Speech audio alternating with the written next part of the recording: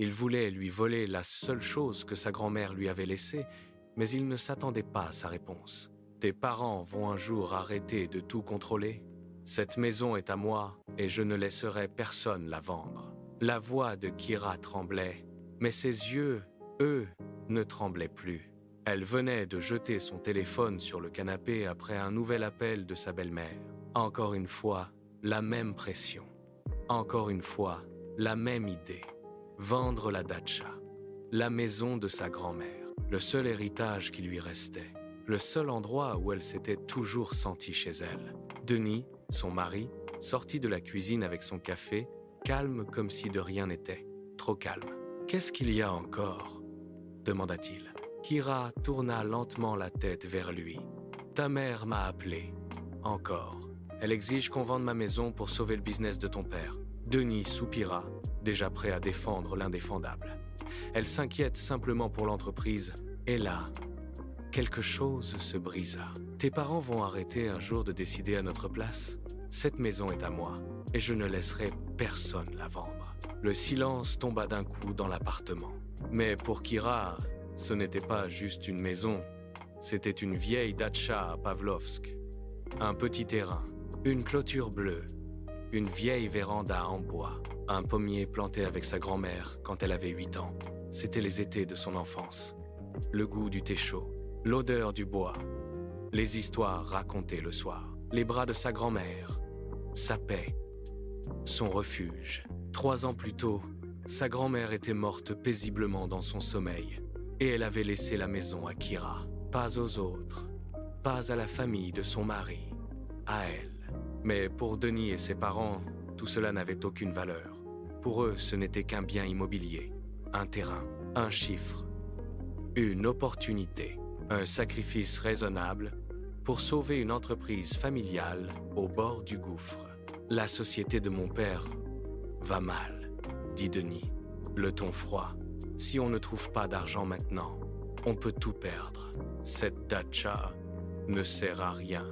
Tu y vas à peine 2 fois par an. » Kira le regarda comme si elle le découvrait pour la première fois. « Elle ne sert à rien ?» murmura-t-elle. « C'est tout ce qu'il me reste de ma grand-mère. » Mais il ne comprenait pas, et peut-être qu'il n'avait jamais voulu comprendre. Puis la vérité éclata. Sa belle famille avait déjà tout discuté sans elle. Le père, la mère, même Rita, la sœur de Denis. Tout le monde savait, tout le monde décidait. Et elle, la principale concernée, avait été mise devant le fait accompli. Ce soir-là, Kira comprit qu'ils n'essayaient pas simplement de vendre une maison. Ils essayaient de lui arracher une partie d'elle-même.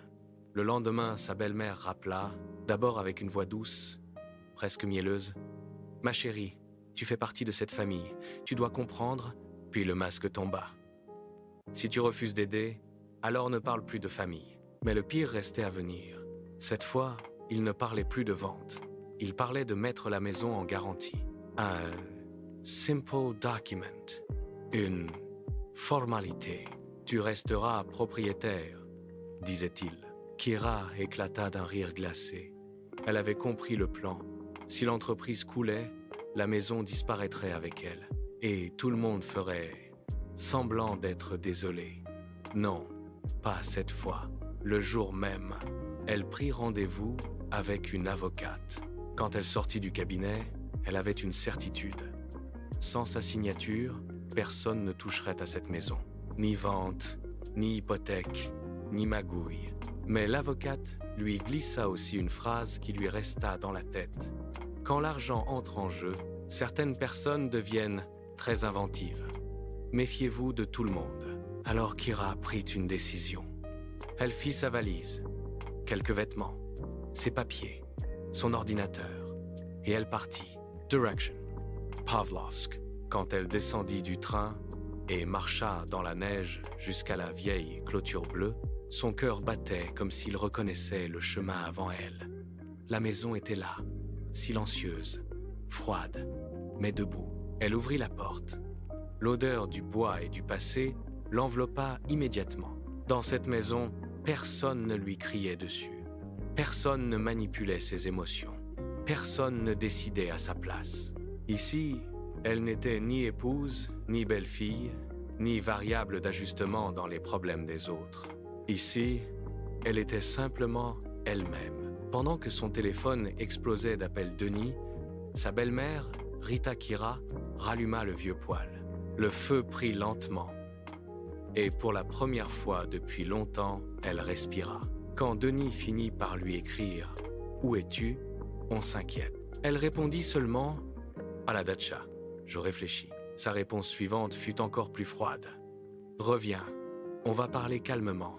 C'est trop tard. » Parce qu'au fond, Kira venait de comprendre quelque chose de plus grand que cette histoire de maison.